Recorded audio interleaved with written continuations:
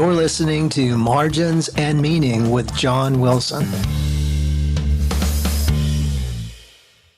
Margins and Meaning accept zero responsibility for remakes, delaminations, fractures, open contact, poor scans, missing opposing, unindexed bytes, or any case that miraculously hits your inbox without a requested shade. Anything I say on this show is just my opinion. It's not gospel. It's not CE. It's not legal advice, and it definitely may induce emotional damage. Please, if you choose to listen to anything that was discussed here today, you do so at your own risk, preferably with a full night's sleep, sharp burrs, and a clinician who actually realized there is, in fact, more shades in the shade guide than just A2. Listen at your own risk. Thank you. Welcome back to Margins and Meaning. I'm John Wilson, and this is the start of episode 5. I need to take a brief moment here and just say thank you to everybody that has reached out to me personally. You know, these stories that I'm sharing, I'm trying to do it in the most real way possible. I'm trying to really open my soul in a lot of ways to share specifics on what I was feeling in those years of my life. I want to share, what benefits I received from those hard-earned lessons, and I'd like to give it to you freely. So if my words are resonating with you, I'm so glad that you're here. I keep saying that, but it really does matter because, guys, it does no good for me to ramble on here and record this stuff if there's just not an audience for it. So please encourage me. I want to hear that you're actually enjoying this stuff. Because for me, the best gift that I can do is just to know that I'm making a difference. So let's jump right into episode 5. It's going to be a good one. It's about the time when I expanded my laboratory and all the challenges that went with that and all the life lessons along the way. So let's get started. There was a point in time where I finally started thinking that things were starting to click. Not perfect and certainly not easy, but the day-to-day chaos that was always there seemed to become a bit more predictable. The systems I had been building slowly and imperfectly, often through failure, started doing what they were supposed to do. The cases started to move more consistently throughout the lab, and those number of what the hell happened here moments seemed to diminish. And for the first time in a very long time, I wasn't carrying every single failure by myself. Those days were still very long. The start times and end times would fluctuate with the seasons of our trade, and anyone who has lived in this world understands exactly what I mean by that. But the crew did as well, and they stood with me, and they shared the struggle instead of me carrying the load by myself. And I remember thinking quietly to myself, this must really be what progress feels like. What I didn't understand yet was that the stability doesn't prepare you for growth. It really starts to expose your weaknesses. So the truth of all of this was those systems, they weren't magic by themselves. They weren't super complicated. They were just intentional. I started setting very clear paths, and I would define the roles of each technician in a very specific way. And you know what? We started to really figure out that that accountability didn't feel like punishment like I had been doing before. The work still demanded our effort, but what? It seemed like there was just far fewer surprises, fewer emotional ambushes, I would say. Those moments where you just stare at a case and wonder, how the hell did it drift so far off track? And for the first time, cases could move through the lab without my hands touching every damn step, and that was new. And it certainly felt good. It also felt very suspicious in a lot of ways because when you've lived in the chaos long enough, calm doesn't feel permanent. It feels borrowed in a way, and it feels like at any given moment, all hell can break loose. So now here comes the next great adventure. I made this decision that maybe it's time to expand.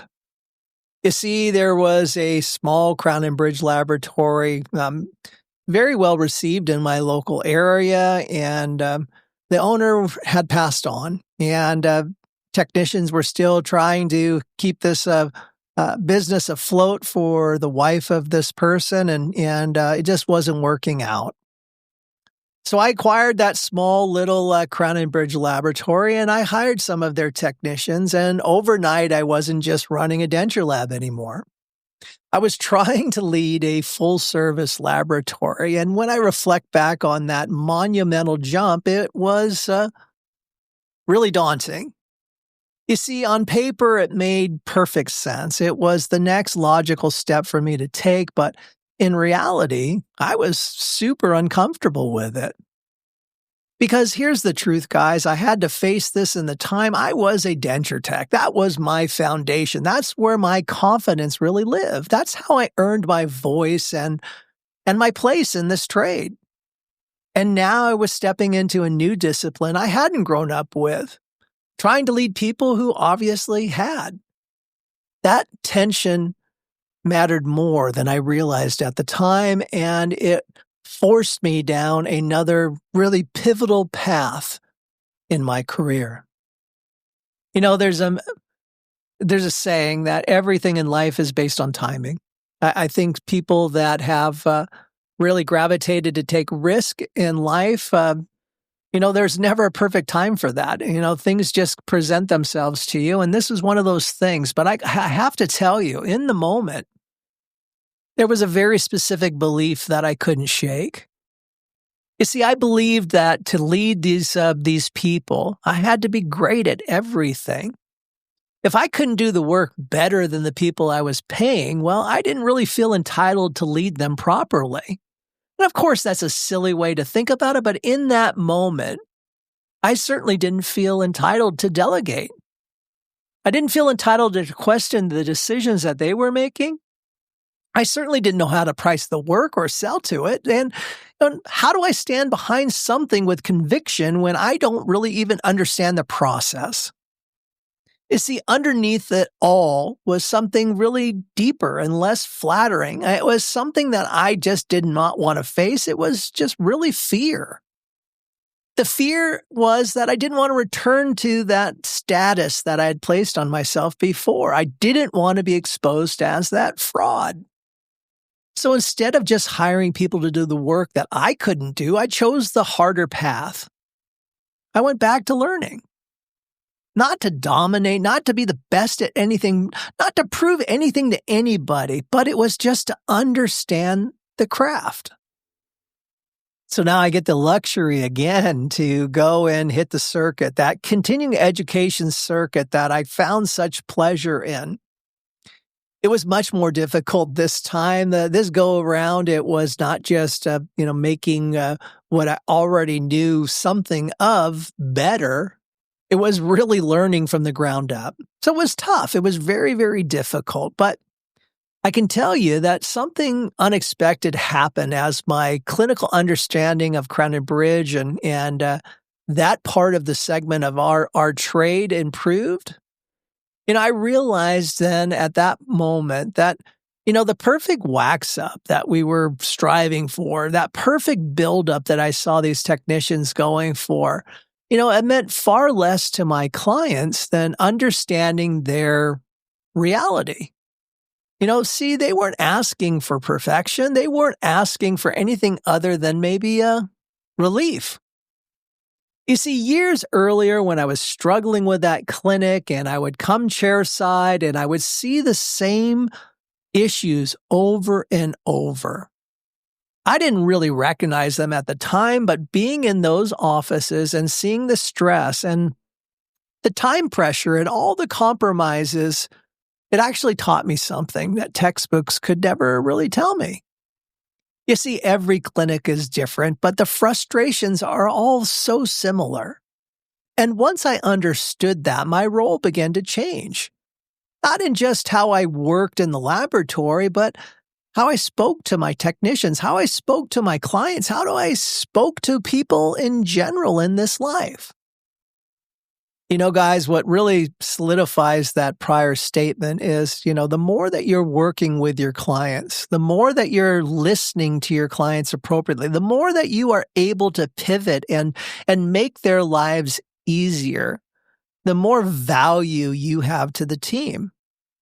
But I can tell you of a really cool story here that really taught me something more about how to deal with clients. And I'm going to share a little story that was fun. You see, back in the day, I was going to those CE classes. I took a class on aesthetic functional arrangements for dentures and colorized waxing. And back in the day, to do colorized waxing was not just to bull up the try-in, but to really audition the case for how you were going to colorize the actual acrylic work. It was fun for me. It took more time, but they looked bitchin'. They really looked awesome. I took this case to the next level. It was an upper and lower for a newer doctor. I'd worked with him a little bit, but I really wanted to really impress them. This guy, he was one of those clients that really gave his all, and I wanted to do just the same. So I do this beautiful arrangement. It's characterized. I come through it all. I colorize it with deep intention, and I polish it up. I send it on my way, and I'm super, super proud of this case. Few days go by and I don't hear anything. I'm thinking about it, and then the phone rings. And doctor's asking for me. I pick up the phone, I talk to him, and all of a sudden he starts yelling, starts screaming in such a deep and angered tone that I really couldn't understand what the hell went on. And you see, what ended up happening with this case is I think that the assistant just gave it to the patient. The patient put it in their mouth. They loved it, and they left the operatory with the try-in. I don't think I'm the only one on the planet that's ever had this happen to, but this story is powerful in a couple manners because, when I told that client after he was took a breath and was still panting with anger, I said to him, I said, "Doctor, you know that case was a wax try-in." And all of a sudden, everything got quiet. He didn't say anything, and then he blurted out really quickly, "John, I told you, don't make the try-ins look this good." And I kind of scoffed at it really quickly, but my quick wit came up and said, "Doctor, I absolutely will make everything look much, much worse." And he laughed at that. So I broke the ice. But what I really learned in that moment was how I could respond to save a relationship. You see, a lot of times when people are cornered by embarrassment, they say outlandish things. And how you respond in the moment really determines whether trust can survive.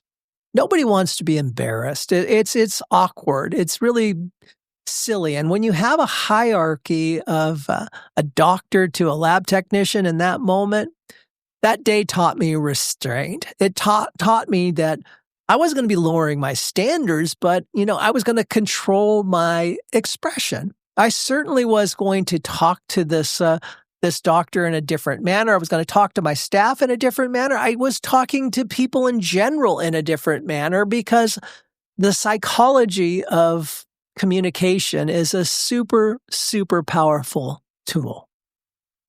So those life lessons were growing. I was becoming better at certain things. Things that were really difficult before became a little bit easier. I like carrying those lessons forward. I did it with my clients, my staff, with myself in a lot of ways. You see, the things that I realized back in the day was most failures weren't from negligence. They were lack of effort in a lot of ways. They were missed marks. And how you respond to the missed marks determines whether clarity could ever follow. And the biggest problem is that most times, if you don't communicate effectively, well, then defensiveness is going to take over. I didn't want that to happen. I wanted to look for ways that I could talk to my staff, talk to my clients, talk to people in my life in a better manner.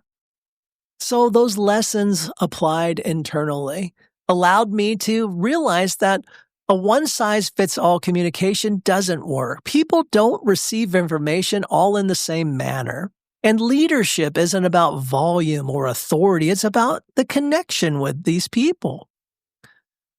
That realization didn't come naturally. It came from failure. And of course, it came from just horrible reactions that I would get as I was learning along the way. In this trade, the longer that you're at it, you will develop a certain set of favorite tools that you have in your toolbox, tools that you would feel lost without. And in those days, my wax carver was that tool. You would get a new Hollandback and it would never be the same as the one that you had been using forever, but somehow, some way, there were certain things that you loved and you would keep forever. Back in those days and during those years, I was still actively at the bench. I loved the craft. I loved the challenge of the day-to-day stuff. I loved working with my hands. There was nothing better for me. But there did come a time, guys, when something shifted in my thinking. You see, after a while, when I was able to delegate more, it became easier to stop and take that call.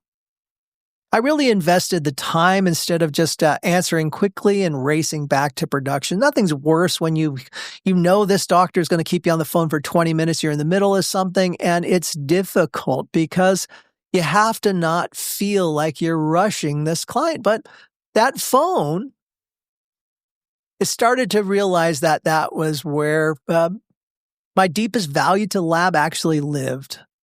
I loved working with my hands, but the communication took me to the next level in this business. You see, that phone became my most powerful and favorite tool in the laboratory because when I called clients actually knew it mattered. If John called, it meant there was a problem, and while I didn't want to be the doomslayer, I was actually the person solving that problem. And that was the best game in town. It was the only game in town because it allowed me to solidify my worth to the team. So around that time, I started doing something a little bit differently. I started making policies in my laboratory that were unusual, different than most laboratories. And I don't want to think that I'm so unique because there's plenty of people that were being adaptive, I would say, but they certainly didn't have these types of communication skills that I think I was putting out in the time. I don't think I'm a trendsetter in any way, shape, or form. All I'm doing is trying to recount that time in my life. And once I realized that I was going to eliminate what I call the blame game, it was going to make my life considerably easier. You see, if there was no finger pointing or no defensive remakes, no quiet resentment over flawed records, well, things could be more of a team. You see, I started calling that time owning the case.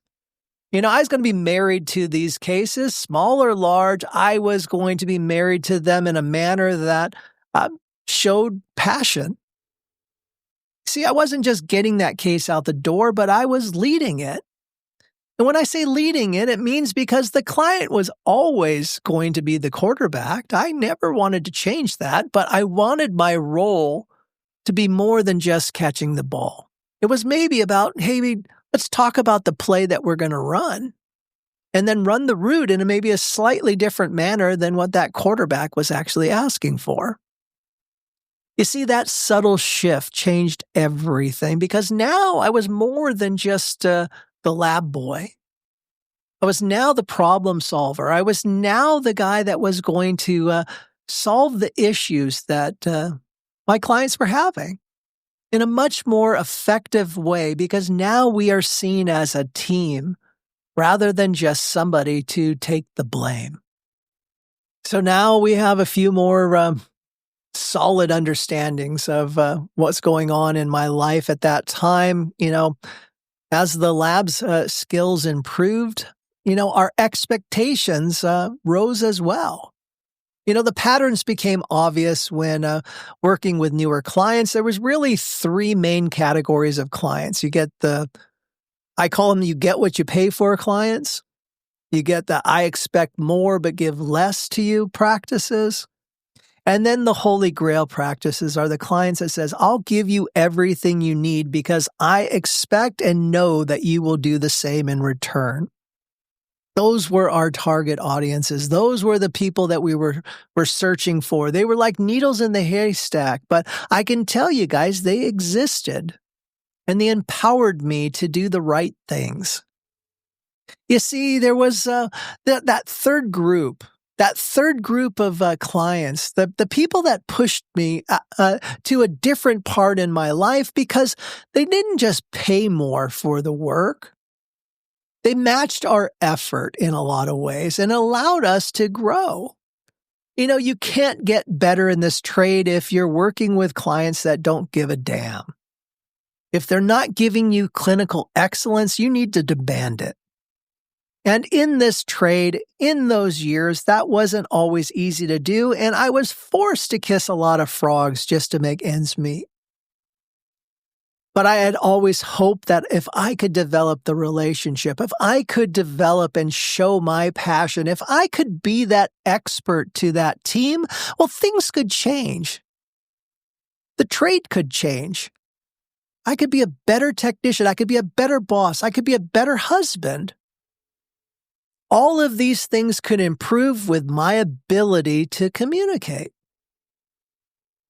And that's when I recognized that our biggest gift in this trade is not our ability to do 14 powder buildups.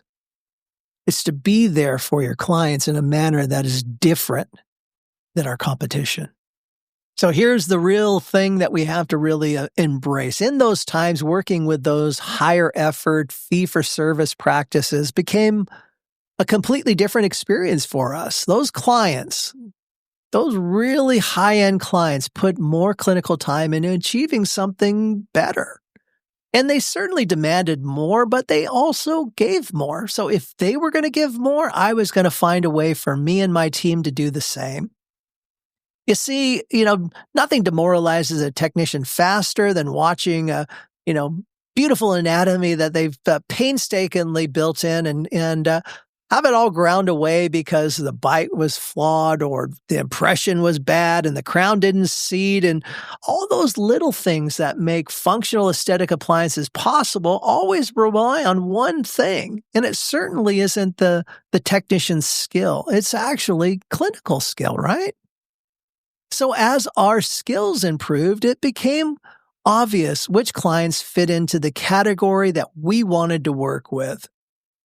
And here's the irony. Those poor records from those frogs that I mentioned, they really are the ones that set me up for success because they forced me down that path of setting systems and eliminating what I called that blame game. They empowered an early and honest conversation instead of fearing communication, guys. I was really embracing it. It was my power.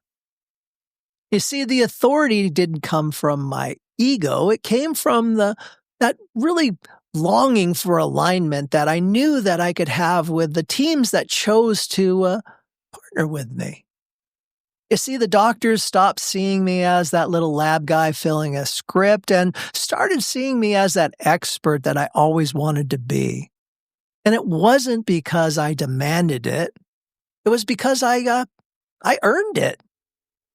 And those are the years that were most fulfilling to me. So tying this all together, well, for the longest time, I thought that expansion was about doing more, having more services, dealing with more people, moving more cases through the building. What I really didn't understand was that expansion doesn't just add, it actually reveals. It reveals where your value actually lives. It reveals what you've been hiding behind. And it reveals the difference between being busy and being useful. For me, the growth didn't just reward confidence. It punished the assumption that I actually deserved it. It forced me to confront the fact that leadership wasn't about being that best technician in the room. It was about being the clearest voice when things started to drift. It was about slowing down when everything inside you wanted to just speed up. It was about picking up that phone when it felt way easier just to stay at the bench. It was about replacing the blame with ownership and fear with early conversations. You see, expansion didn't make my work easier. It made me more honest. I stopped trying to be everything to everybody. I stopped trying to prove that I belonged. And I started doing the thing that mattered most, aligning people around a shared outcome. And you know what, guys? That's when the clients stopped seeing me as the lab that just was filling a script. That's when the staff stopped waiting for direction and started taking ownership themselves. And that's when the work began to mean something deeper than just getting this damn thing out the door. You see, the expansion myth is that growth is the reward. In reality, I see growth is the test. And what it tested in me wasn't my skill, it was my willingness to lead when clarity mattered more than the comfort. And that's where the real work actually started. Thanks.